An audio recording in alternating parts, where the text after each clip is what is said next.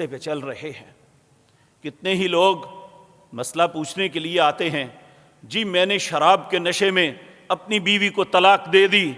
حقیقت بات یہ ہے کہ اتنا غصہ آتا ہے، انہیں کہتے ہیں جاؤ اٹھ کے چلے جاؤ، تمہارا اسلام سے کیا تعلق؟ کہ اللہ نے اپنے حبیب کریم کی زبان سے اور قرآن کریم کے اندر 3 مقام پہ اس کو ام الخبائث کہہ کے حرام قرار دیا۔ تم کہتے ہو میں نے وہ پی ہوئی تھی، پھر میں نے یہ کر دیا، اب اسلام کا مسئلہ پوچھنے کے لیے آ گئے ہو۔ تو یہ معراج کا پہلا سبق تو یہ ہے کہ فطرت دودھ میں ہے، شراب میں نہیں ہے۔